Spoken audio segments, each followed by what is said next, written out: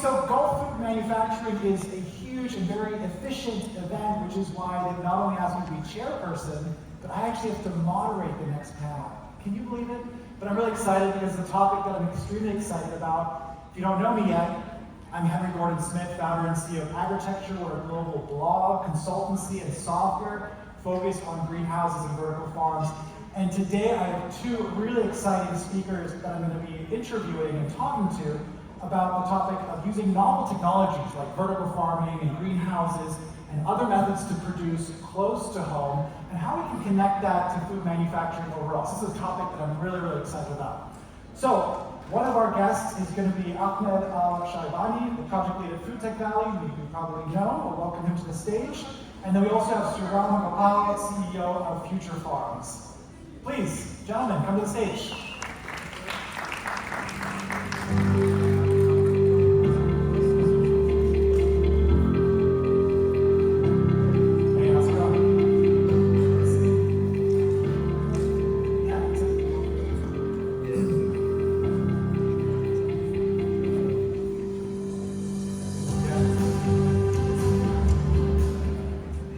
Let's do it. Here we are. So, novel farming technologies, new methods of producing closer to the consumer and connecting that to the food manufacturing space. Let's start off with some introductions. You heard a little bit about the Food Tech Valley, but tell us a bit more about who you are, your background, and how you ended up leading this amazing project. Don? Can you hear me now? Yeah. So, my name is Ahmed Al Shaibani. I'm heading the Food Tech Valley project execution. Basically, this project was launched by Sriram Gopal back in May 2021, mainly to focus on food security and to help the UAE achieve its goal in the National Food Security Strategy 2051. So it's a big responsibility, but now things are progressing in the right way, and we are hoping that we create communication and channels here in this venue, which is a very successful venue, I believe, this year. And so what's your background yourself? Are you from the real estate side or the food side? I'm like you, Henry. You're like me? Yeah. So we come from background of architecture and sustainability. So this is actually my background. So I'm coming to this field from that perspective, looking into creating the right infrastructure to enable the build of new food technologies and agri technologies. However, we have a team to work on even different discipline and activities to support the vision and the success of this vision. Wonderful, thank you. I'll be asking you for more questions about the Food Tech Valley coming up. Sriram, over to you. Tell us about who you are. Yeah, turn the mic on.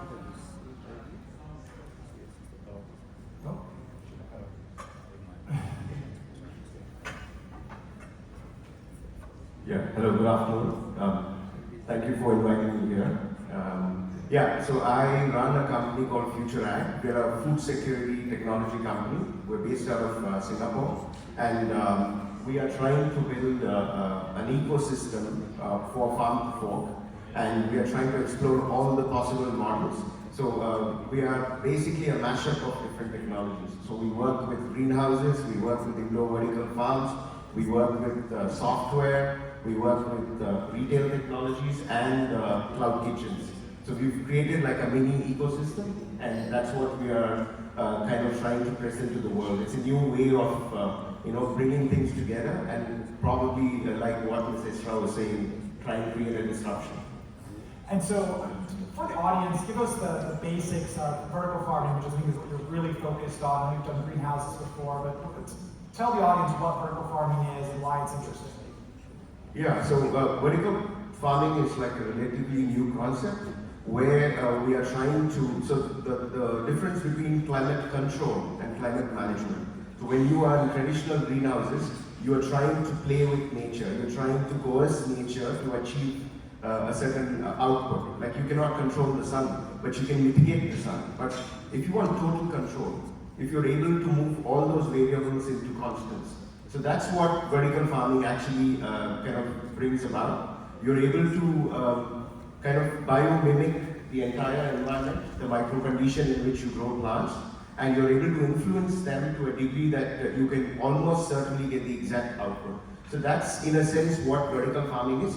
If I have to break it down, it's building some racks, simulating the sun with LED lights, and using novel systems of irrigation, nutrient dosing to give the plant exactly what it requires and to maintain a specific microclimate. So that's kind of what vertical farming is. And so when it comes to the Food Tech Valley, I imagine there's going to be some vertical farms there. Have you all thought about that, what that looks like, and where they're going to be located? And there's like a production zone. How do you imagine vertical farms playing out in the Food Tech Valley? So one of the main aims for the project is actually to establish, the production in-house to enable production within the UAE. So within the project, actually, we created an in-depth study to actually look into the requirement that we need, and also with an honest approach, look at the environment that we have right now in the UAE, and what are the type of technology that can help cater that and cover our requirements. So if you look at the National Food Security Strategy 2051, we have a very clear strategy to cater for 18 food baskets. These 18 food baskets is our requirement as a focus areas, and what we looked at in the past year is actually what can we do and what are the best technology to cater for these baskets itself. So the main focus is actually food production.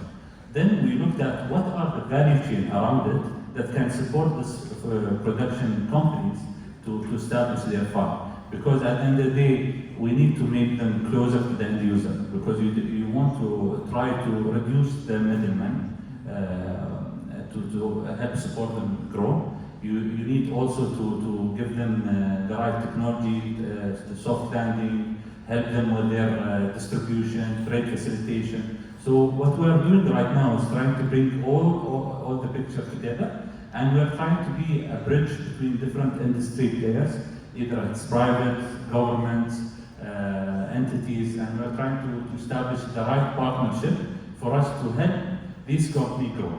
So for example, we established partnership with an accelerator program with PepsiCo. We have established partnership with DAs, which is DAVSA, which is 25 years in the business of creating the right business opportunity. We are also extending this partnership together to bring the right player for these companies to grow. So this is mainly our focus areas.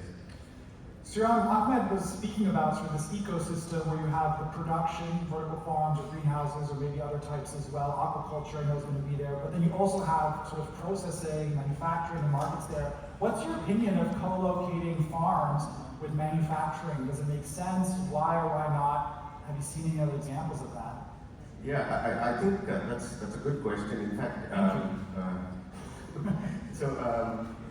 it's not very novel, right? And I think we're already there. If you look at Apple, for example, you're no longer buying hardware. It is technically a software company, except you don't get to buy the software. You can keep changing your phones, but your data is still in one single place. I could give the same example about Tesla. Though it comes across as a car company, it's actually a communication or a transportation ecosystem. So what I think we are moving towards is from decentralized silos of technologies to, in a sense, solutions, and now to ecosystems. So I think we no longer can stay out of this game, right? So if you're a manufacturer, if you're a retailer, or if you're even a restaurant chain operator, I think there are three components to this, right? So you need to have a reliable supply, you need to have a predictable demand, and you need to have overall efficiency. So these are the three things that's going to change the game in the future. So every business operator, keeps sensitivities in their business, right? To factor for the uncertainties. But if you take an inefficient chain and you add up all the sensitivities, that's a lot of sensitivities. So there's at least a 10 to 15% of inefficiencies right there. That's going to affect directly your profits. So now every manufacturer or an operator needs to look at how to secure their backends, and that reliability can come by bringing their backward integration closer to where they are. So it could be in the form of building a farm inside a supermarket, or it could be, if you're a large herb processing company, having a farm right at your factory. because then you are, there are also a couple of goals, right? There's a macro and micro. So one is the economic obligation, the other one is the social obligation, like carbon emissions and all the other sustainability factors also play in. So by bringing these ecosystems together, overall efficiency is achieved. And I think that is the need of the hour. And if you don't do that, there's a good chance that your business will not survive the next 10 years or 15 years. So similar to Ahmed, you're saying that let's get rid of that middleman, let's co-locate things together, improve the efficiency for the manufacturers and the producers. And also, obviously, you're talking a lot about software and data that makes that seamless, which connects to sort of blockchain and also the Siemens data discussion we had yesterday. So you all seem to agree on that. What I'm curious about is incentives, right? So the Food Tech Valley is about 15 minutes from here, so it's quite central, pretty valuable land. When it comes to farming in Dubai or in the UAE, typically we see a lot of production moving to Al Ain, where they get the best water rates, where they get the best energy rates. And speaking to a lot of vertical farmers in Dubai itself, they have a tough time, because nothing they're doing is subsidized. They have to compete in the market with competitive energy rights and energy prices, etc. So I want to know, what are the incentives to go to the Food Tech Valley? Is it going to be more competitive than Al Ain? Is it going to be more competitive than the farms in Al Quoz? What's the advantage to being there besides the co-location from key input costs for the facilities? First thing for you, this is a very good question, by the way. So I know it's coming. So if you look at any industry around the world, there is always challenges in the beginning. And it takes time for it to actually establish itself, and investment flow increases, and efficiency increases, and it's become more commercially viable. This is a challenge that we understand with any new industry, and we need to be agile to support these companies through this hard process at the beginning, because they are entering a new field right now. So the way that we are looking at it is that, okay, we are not competing with Al Ain. We are all serving with the whole, our purpose is the same. At the end of the day, we want to serve the food security of the country. The company going in Al Ain for a reason. Everyone will have a different business model. Some people would like to establish in Al Ain and deliver their food, to either Dubai or some other countries. For us, we have a different target within our business model. What we are doing right now, we are trying to bring the consumer very close to their end user. So when you have someone who is producing, for example, tomatoes, he's literally 10 to 15 minutes away for the F&B restaurant that he's actually selling to. He have basically much smoother logistic. He have more control and their food, not going, not being disrupted or along the way. Because at the end of the day, the closer you are to the end user, you are eliminating the risk factors. So this is one thing. The second thing is actually from our side, we are actually constructing the infrastructure, catered infrastructure for them. We are giving them a subsidized rates for the rent of land, for them to build their facilities. However, they have to be within our target segment. If they are within our target segment, we welcome them in and we support them along the way. As I told you earlier, we are trying to bring all the industry together, bridging gaps between the private and the public sector, just to enable these companies to grow. And we are continuing improving ourselves, and we are providing incentive as we go forward. We are still at the beginning. However, as we go forward, we are establishing this incentive, and we want the industry to trust, and we are looking for long-term relationship, not very short-term relationship. Because the last thing I want to have for these companies, something to happen to them, is for them to come for 1 year, 2 years, and then go out of business. I want them to have longevity, 10, 15 years, 20, 30 years, and I believe UAE and Dubai have done that for many companies, which we can give an example in Dabza. You have companies from 20 years right now, still operating, and this is the right way to do it, I believe, for any new industry. Well, I really like the focus on long term because I think one of the biggest mistakes people make with agriculture that's tech enabled is that it's fast, and it still isn't. Agriculture always takes longer, and so it will take these companies setting up a lot longer to do that. And just to establish the facilities themselves can be quite complicated as well. So it's great that you're giving an incentive to help get them started and that patience. And I think your point on showing that this is the customer is very exciting.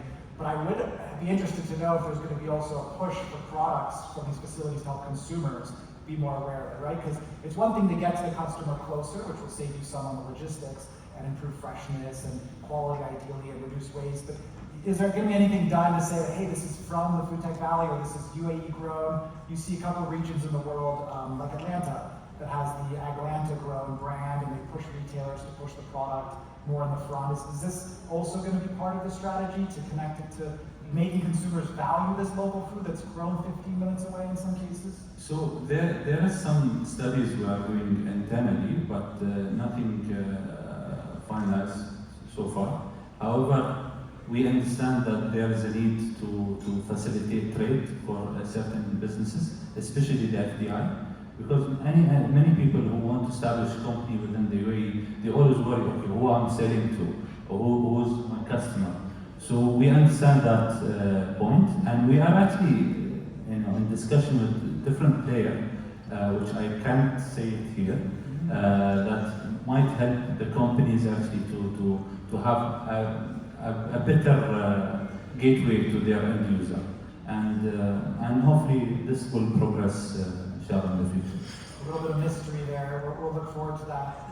Sriram, this idea of bringing vertical farming systems close to the consumer isn't necessarily new. In fact, sometimes we see it in a lot of different formats. We see it in schools. We've seen vertical farms displayed at the Guggenheim Museum to expose people about agriculture. Of course, installing them in retailers is starting to get more popular. Even in this region, we're seeing that. My question is about the retail format. You have also some small-scale versions of your tech. Does that make sense to set up a vertical farm in a supermarket? Is there an ROI on that, or is it just a marketing gimmick? The honest answer is it's a bit of both. The reason I'm saying that is, finally, when somebody walks into a retail, consumption is purely driven by two factors, right? Your preference and economics. So you can have a golden frame and grow all the crops that you want, but finally, if it's going to be 10 dirhams or 20 dirhams more than, and if customers don't see the value, now that value can be economic value, which is straight, right? Or let's say if I don't feel so great about, this is grown in the UAE or it is grown in Singapore, and can that feeling translate into a decision? So that's the gap, right? So what are we as a society doing to improve that? Like, do people connect this feeling of food security? We need to support these businesses. Does that intent translate into transaction? So that's the elephant in the room, right? Like, how do we make them switch? The other easy way around is maybe you can subsidize those technologies, get people used to those kind of products, and hope that eventually they will change consumer behavior and they'll start preferring local produce. In terms of value, like a product grown in vertical farms can have superior flavor or superior taste. But if, let's say, I set up a farm here and I'm supplying to B2B institutions, they are caterers, hoteliers, for them I think again the same economics drives business, because the customer is not willing to pay that extra 2 dirhams for a more flavorful pesto basil. And how does the purchase manager of an F&B operation justify that? So today, from my experience, and I operate across Singapore and India, and now just set up the first installation in Sharjah. We've not interacted with customers yet, but I think price drives everything. So the first leg of this is improving awareness. So to that extent, setting up vertical farms inside the point of contact or the last mile definitely helps people ask the questions. And is it relevant today? I think this food has been there for thousands of years, and it's going to take a few years before people start recognizing the importance of these things. Definitely the silver lining of the pandemic was this, right? People understood what happens if you can't get your food. So that has definitely accelerated things, but I think we have to give it time.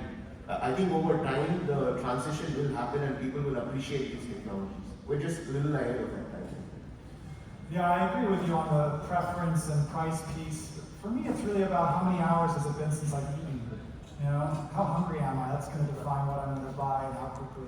But anyway, let's go back to the Food Tech Valley. There's an agriburb, which I noticed in the design, which is, basically a place where you live, and typically the idea is that there's gardens and operated farms there. Why are you bringing, I know obviously Wasl does a lot of residential, why are you bringing agriculture into a residential sort of industrial complex?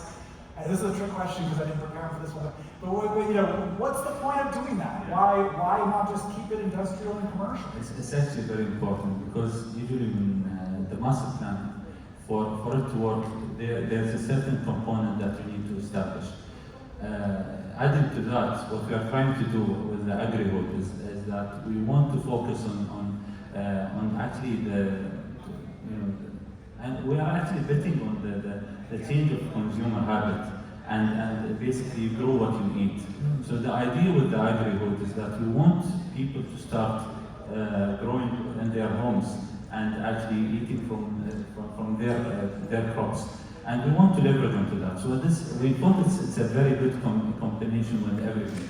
And when you do a master plan, for it to be a truly integrated master plan, you need to have accessibility to businesses, accessibility to retail, accessibility to housing, and to create the right synergy between all that. However, this doesn't say that there's a complete focus on actually the industry part as being the main drivers, which is around 70% of the whole area.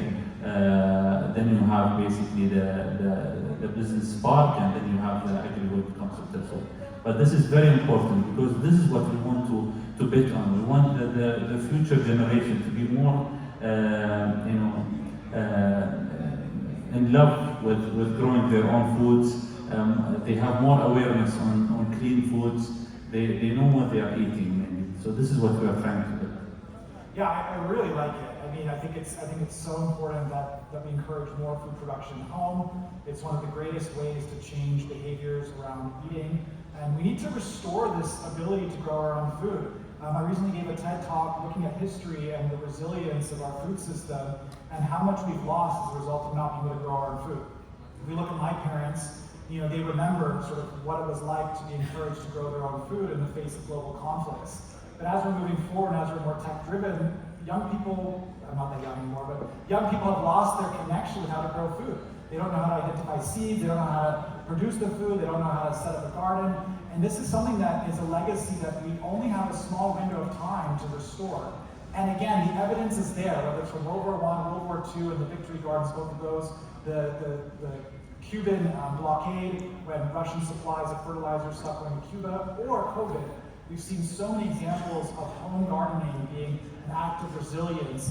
And so we need to think, for Dubai to be resilient, what percentage of the residents need to know how to grow their own food and have space to grow their own food? I think to your point, Henry, at the end of the day, our generation is more urbanized, than the past generation. And with urban sprawl and many people living in the cities, they lost the connection with the nature.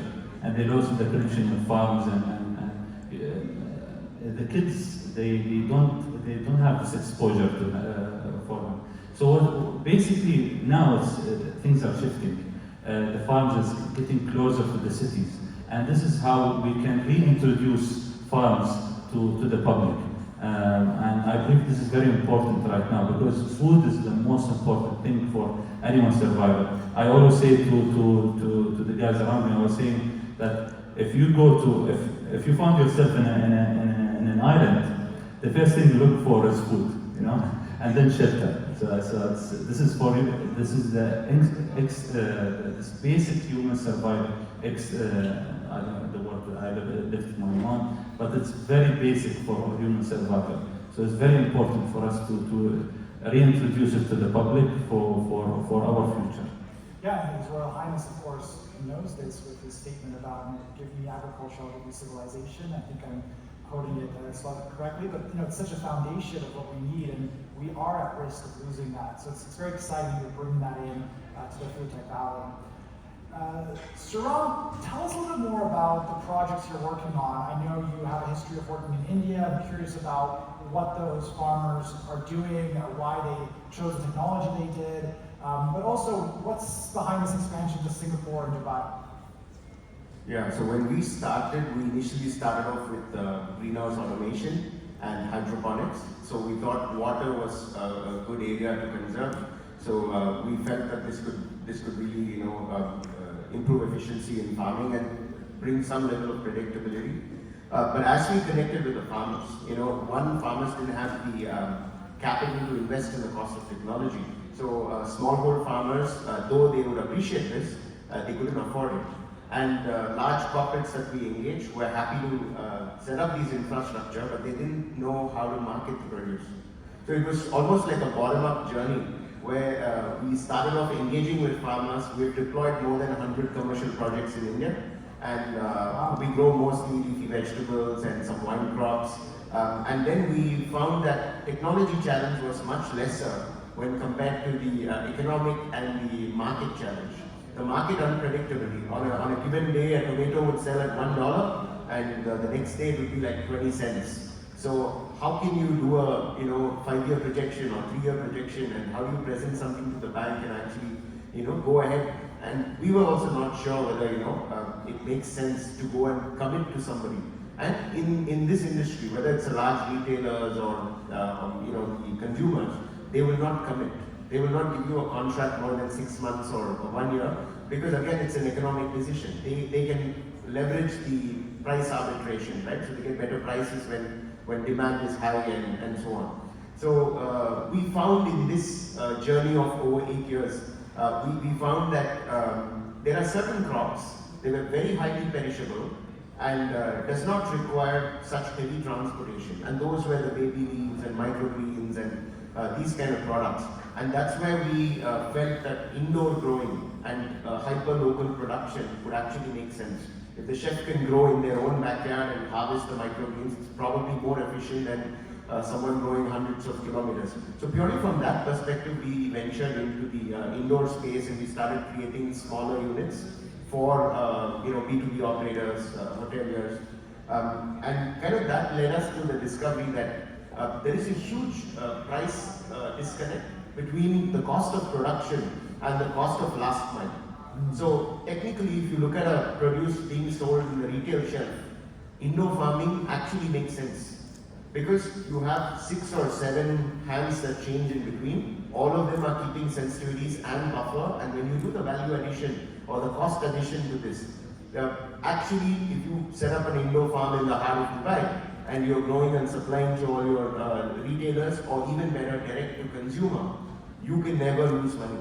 So this was a realization after 4 years or 5 years, and it cut out almost all uncertainties, whether it's climate, whether it's pest, all of those could be eliminated. So we understood that, and then pandemic happened, and by then we were also thinking that we had the tech ready. In fact, our core product is an operating system.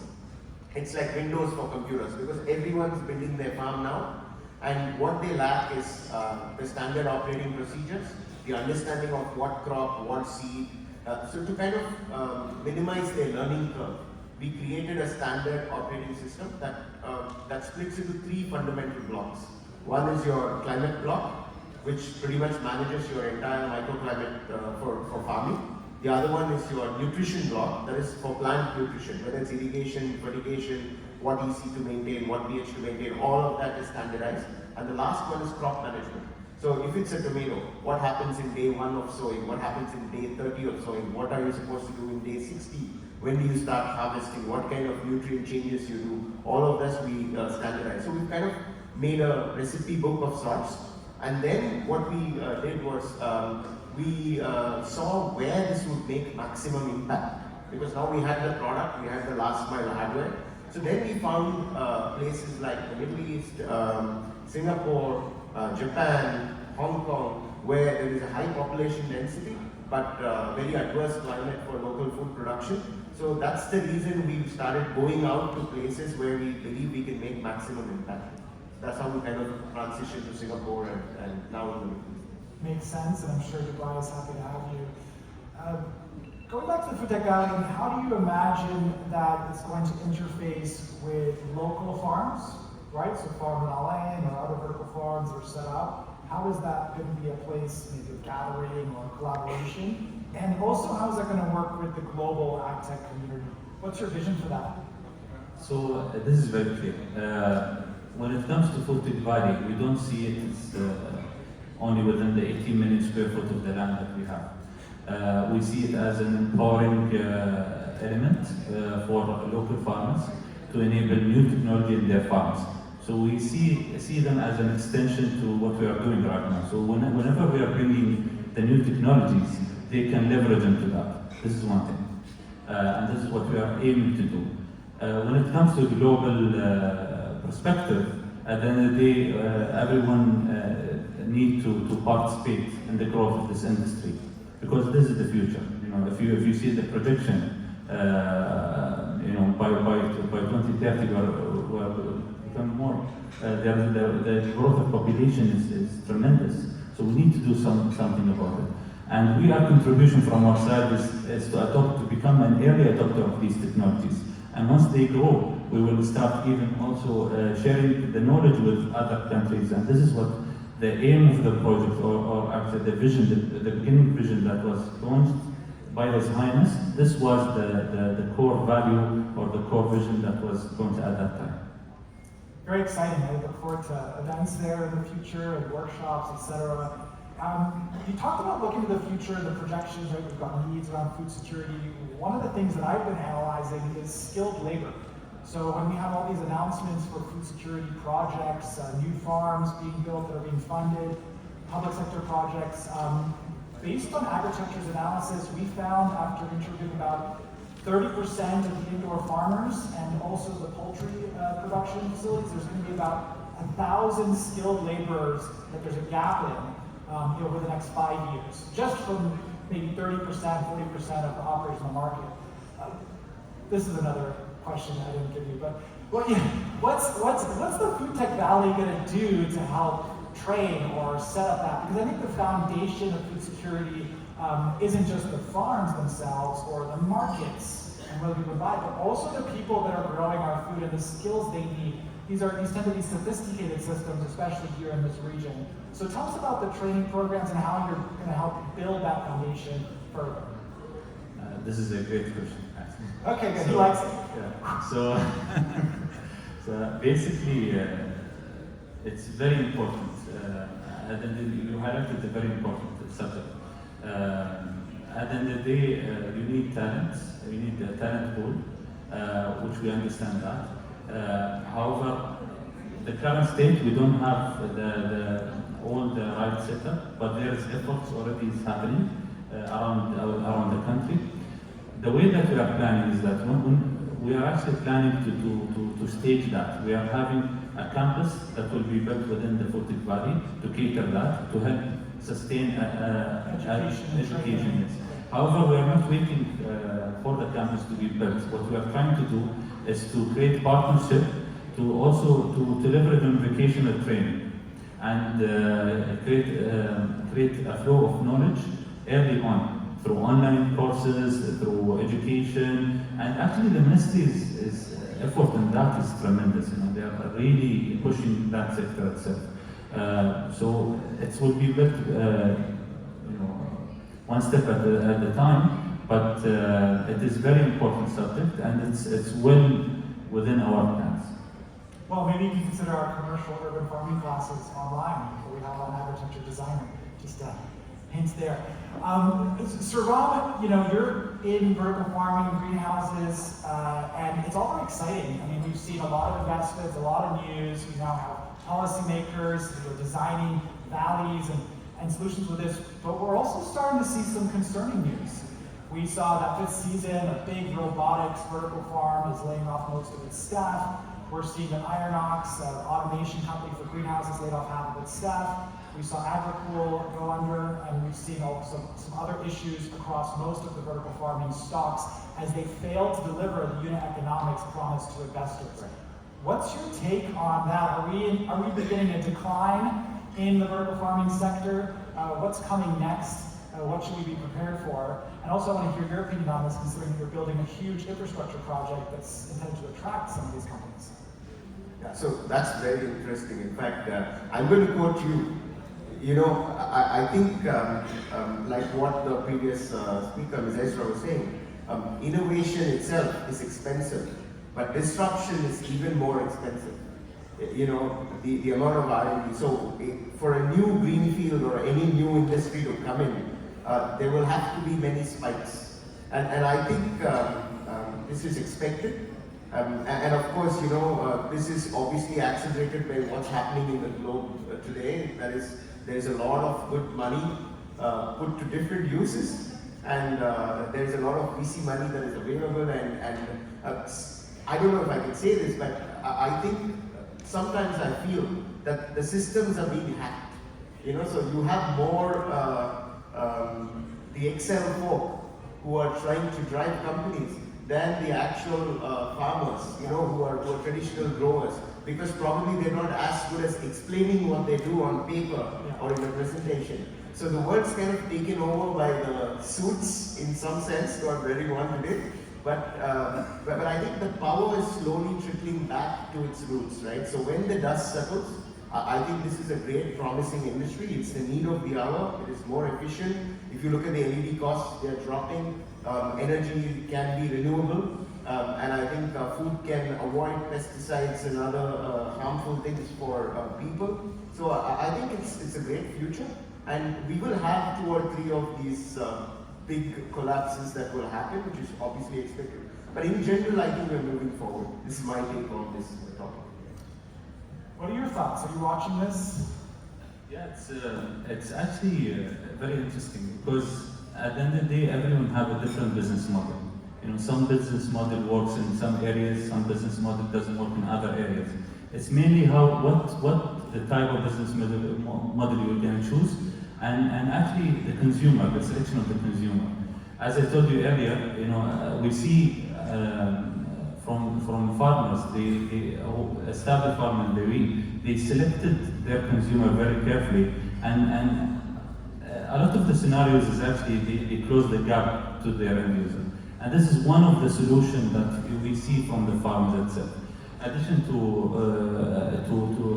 Sriram actually point, the cost of equipment is going down, the knowledge is going higher, you know, and it's very expected in any new industry that to have this type of disruptions until we reach to a model that actually is sustaining. And we have seen in the past couple of years, many companies already established this ideal business model, and they are sustaining it. They've been sustained for years now. So this is what we are hoping to see, especially in the UAE, because a lot of also the technology that we see right now is coming from a different region in the world. They need to adapt to our environment. They need to adapt. They put the right recipe, I believe, for their success.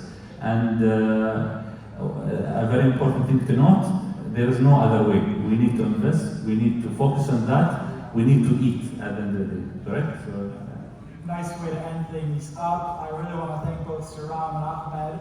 If you want to learn more about Sriram's company, it's now called FutureAg, not FutureFarms, so you can go online and learn about that. You can follow the Food Tech Valley on Instagram. I just checked out her new Instagram. It's looking good. The website as well. Maybe you can learn about how to be a tenant or ask questions. And if you want to follow me, you can follow me at The Agritech on Instagram. So let's have a big round of applause for our amazing panelists. Thank you so much.